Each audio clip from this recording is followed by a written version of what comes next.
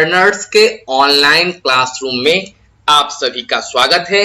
और आज इस क्लास में हम लोग पढ़ने वाले हैं विलियम ब्लैक के द्वारा लिखी गई एक poem, the clod and the pebbles. आज के क्लास में हम लोग क्या पढ़ेंगे? एक poem, the clod and pebbles, जो कि विलियम ब्लैक के द्वारा लिखी गई है। स्टूडेंट, आपको पता है इसका meaning? What is the meaning of clod? Clod मतलब होता है, आप कह सकते हैं क्ले, मिट्टी की गीली मिट्टी को हम लोग बोलते हैं क्लोड या क्ले। और पेबल मीन्स पत्थर। क्लोड और पेबल के माध्यम से जो दो डिफरेंट चीज हैं, एक बड़ा सॉफ्ट होता है, क्लोड सॉफ्ट होता है, और पेबल क्या होता है? पत्थर का टुकड़ा है तो सॉफ्ट होगा। इस दो के माध्यम से पोएट ने लव को पोर्ट्रेट किया है, लव को डिफाइन करने का प्रयास किया है। The meaning of love is being justified by the help of two different things, that is cloud and pebbles.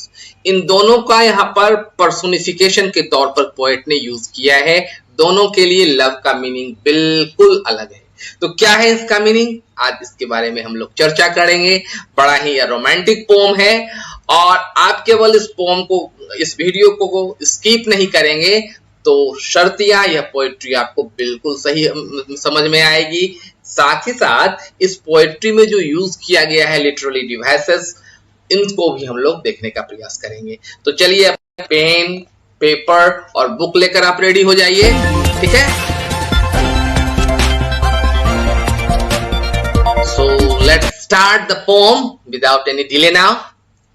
यह पोएट्री अगर आप देखें तो 3 स्टेंजा में बटी हुई है और पोएट्री का पहला लाइन ही बताता है, love is not itself to please, nor for itself hath any care, but for another gives its ease and built a heaven in hell's despair. This is the very first stanza of this poem.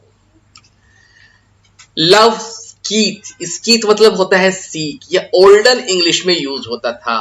मतलब love seek not itself to please. Love अपने आप को खुश करने का तरीका नहीं ढूंढता। तब क्या करता है? Nor for itself hath any care. Love अपने लिए केयर को के प्रति भी जागरूक नहीं होता। हैथ मतलब has, means nor it has any care. अपना कोई केयर भी नहीं है उसका। तब क्या करता है? But for another keeps its ease and built a heaven in hell's despair. बड़ा ही बेहतरीन और खूब सुंदर लाइन यह पोएट ने लिखा है। प्यार क्या है? लव क्या करता है? जो अपने लिए खुशियां नहीं ढूंढता, फर्स्ट लाइन में कह रहे हैं। फिर कह रहे हैं वो अपने लिए केयर भी नहीं करता, बट फॉर अनदर, तो क्या करता है? दूसरों के लिए यह ईज ढूंढता है। ईज मतलब कंफर्ट, दूसरों के लिए अच्छाई की बातें करता है। और built a heaven in hell's despair. Hell मतलब नर्क, हेवन मतलब स्वर्ग। मतलब नर्क के में जहां पर कि केवल डिस्पेयर है, उदासी है, दुख है, वहां प्यार हेल को हेवन में कन्वर्ट कर देता है। This is the beauty, this is the strength, this is the capability of love. ठीक है? आगे पोएट कह रहे हैं कि कौन बोला? सो संग a little Claude of clay. मिट्टी का, गीली मिट्टी का एक टुकड़ा जो था, उसने इस तरह का गान, किस तरह का गान? जिसमें कि उसने प्योर लव को जस्टिफाई किया। पोएट कहते हैं उसने ऐसा किया।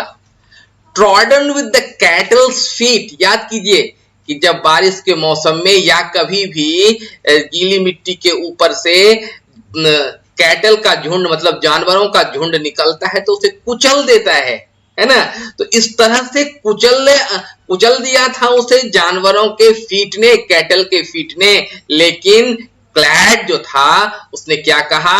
Love for another. लव अपने लिए नहीं होता, लव अपना केयर नहीं करता, वह तो दूसरों की खुशियां ढूंढता है, वह नर्क को भी स्वर्ग बनाता है। यह कहा था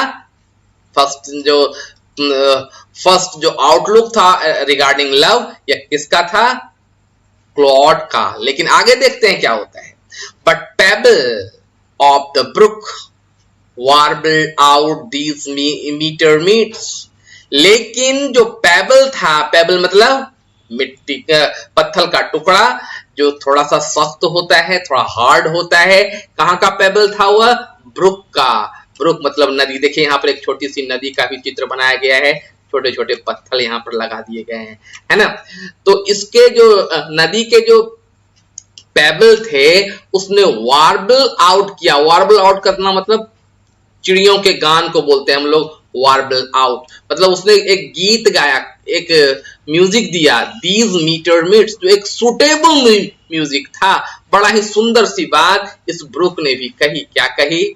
love seeketh only self pleasure, कि लव जो है वह केवल अपना ही खुशियों को ढूंढता है। ठीक ऊपर के स्टेंजा से टोटली स्टेंजा कंट्रास्ट करता है, अपोजिट लाइन बोलता है। क्या कहता है? Love is seeketh only self to please, to bind another to its delight. दूसरों को बांध देता है। बाइंड मतलब बांधना, डिलाइट मतलब खुशी। अपने खुशी के लिए दूसरों को बांध देता है। Joy in another's loss of ease, दूसरे की लॉस पर खुशियां मनाता है। And built a hell in heaven's despite, और दूसरों की अच्छाई में, मतलब यहां पर क्या कहा इसने? हेल बना देता है हेवन को। हेवन में क्या है? डिस्पाइट है। डिस्पाइट मतलब हैप्पीनेस। हेवन में हैप्पीनेस है, उस हैप्पीनेस को कन्वर्ट कर देता है हेल में। कौन? प्यार। स्टूडेंट आप देख रहे हैं यहाँ पर दो डिफरेंट पॉइंट्स को, दो डिफरेंट थिंग्स को यहाँ पर पोएट ने लिया। एक था हमारा पेबल और दूसरा था क्लॉड। क्लॉड और पेबल दोनों यहाँ पर पर्सोनिफाई किए गए हैं। इसमें मैन के तरह ये बिहेव कर रहे हैं। यह जो क्लॉड है यह बड़ा सॉफ्ट नेचर है, इसलिए लव के प्रति इसका आउटलुक भी बड़ा ही सॉफ्ट है। जबकि पेबल पत्थर का टुकड़ा है और यह थोड़ा हार्ड है, तो इसलिए लव के प्रति दोनों का जो आइडिया है एक दूसरे को कंट्रास्ट करता है, एक दूसरे को पसंद नहीं करता। और वस्तुतः जिंदगी में हर एक आदमी का नजरिया भी अलग अलग होता है। तो यह रही लव के प्रति इन दोनों का नजरिया। अब देखते हैं इस पोम में रैमिंग स्कीम क्या रखा है पोएट ने। देखिए प्लीज ईज के साथ मैच कर रहा है, तो इसे ए मान लें तो यह भी ए है। और केयर स्पेयर के साथ मैच कर रहा है तो यह बी, तो यह भी बी है। In this way A B इसका राइमिंग स्कीम है, जो थ्रू आउट लाइन पोएट्री में हम इसे सर्वाइव देखते हैं। क्लॉड और पेबल यहाँ पर पर्सोनिफाई किए गए हैं, तो पोएट ने पर्सोनिफिकेशन का भी यूज किया है। हेवन एंड हेल दो अपोजिट वर्ड का एक साथ पोएट ने यूज किया है, तो इसे हम ऑक्सीमोरॉन बोलते हैं, है ना। ये सारे कुछ फिगर ऑफ स्पीच का इसमें पोएट ने यूज किया है। बच्चों मुझे पूरा भी विश्वास है कि यह पोम अब आपको समझ में आ गई होगी। अब जाते जाते मैं एक बात आपको याद करा दूं, जिन लोगों ने अब तक मेरे इस चैनल को सब्सक्राइब नहीं किया है वे अभी का भी मेरे इस चैनल को सब्सक्राइब कर लें। और यदि हाँ यह पोम आपको अच्छी लगी हो तो लाइक और शेयर करना बिल्कुल ना भूलें। तो चलिए आज के लिए इतना ही, मिलते हैं अगली बार किसी दूसरे सब्जेक्ट, किसी दूसरे पोम के साथ। तब तक के लिए धन्यवाद।